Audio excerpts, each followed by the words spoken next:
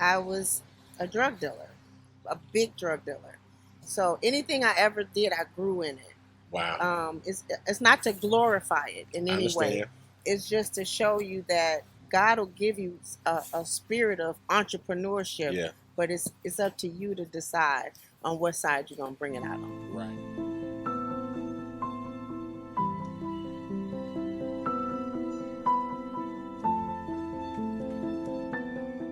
What's up, everybody?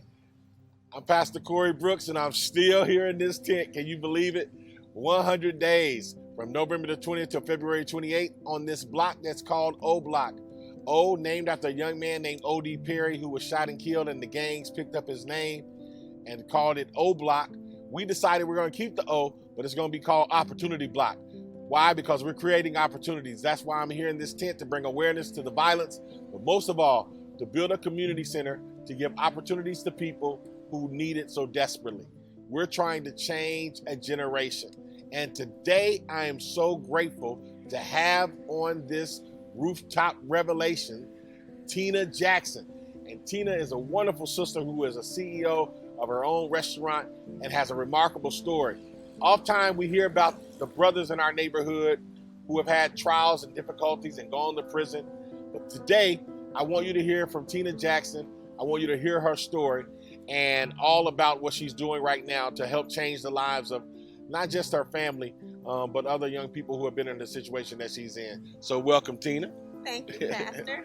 Tina, real quick, we're going to jump in because we don't have a lot of time. Tell people, about your 17-year incarceration. How did that happen?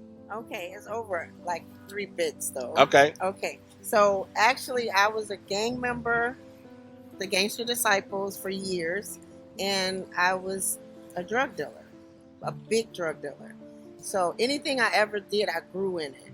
Wow. It's not to glorify it in I any way. understand. It's just to show you that God will give you a spirit of entrepreneurship, Yeah. but it's up to you to decide on what side you're gonna bring it out on. Right, absolutely. I know you said you used it being a drug dealer. We hear about a lot of guys being drug dealers, but not too often do we hear about sisters. But I wanted people to know in Chicago, there are some sisters who have gone that direction and done some things. So you were 17 years Yes. incarceration, drug dealing. I know you had about 10 people working for you, making money. Yes. And what happened? You end up getting caught. And doing a lot of time. And Yeah. during my time of incarceration, like I said, it's your mindset. So if you don't do anything when you go in, you'll come out the same age 10 years later. Yeah. So it was up to me to make sure I put something in my mind on a daily basis. So I obtained my associate's degree while I was in there. I got all kind of certificates for culinary, for custodial. I taught those that were less fortunate to learn how to read, how to write, and that was a wonderful thing. So I just kept my mind working and came home and obtained my bachelor's. So let me get this right. So while you were in prison, you decided, I'm not going to stay the same. I'm going to grow even in this environment. Absolutely. So you start going to school, got your associates. Absolutely. You start helping other people. I know because I've talked to you that you were in the choir, you were the dance ministry, that you started building a relationship with God in prison. I definitely did. And all of that, do you think made a difference? Of course. I know when you got out, you said you got your bachelor's degree. I did. And I became a stout member of Grace Apostolic Faith Church, where actually I'm the Minister Alliance leader. So, awesome. Yeah, I do that. I love that. So what happened when you got out? You got out of jail, you got this associate's degree, you got your bachelor's degree. What did you do? I went to work. I started working at Firestone, and I loved that job. But a guy came in and saw how savvy I was with selling parts and different things like that on cars, and he offered me a job at AutoZone paying just a little more money. So I left. Right. And then I met this young lady who I call my grandbaby, named Stephanie, and she showed me a building that a gentleman had, and he wanted a restaurant.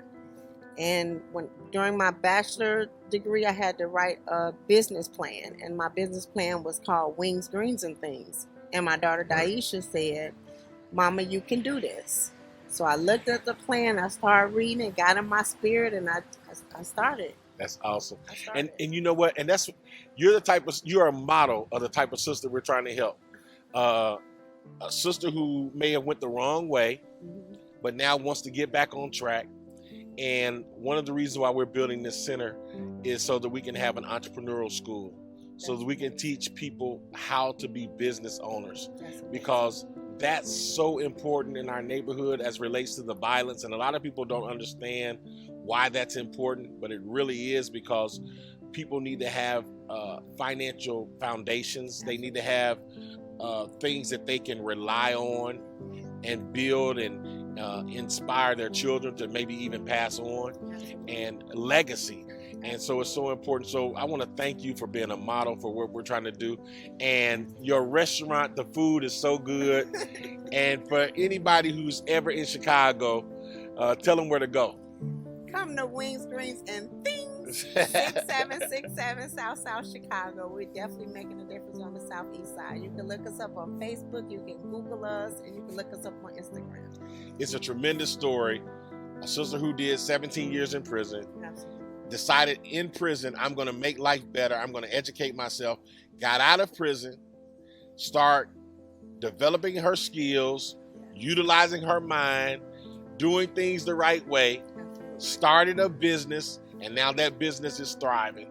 And I got one thing to ask you. Is your life more peaceful now than when you were making that money as a drug dealer? A peace that surpasses all understanding. Amen. Bless you. Thank you, Tina. Bless you, Love you much. Love all right. you too. Listen, it's been a blessing. Thank you for tuning into our Rooftop Revelations.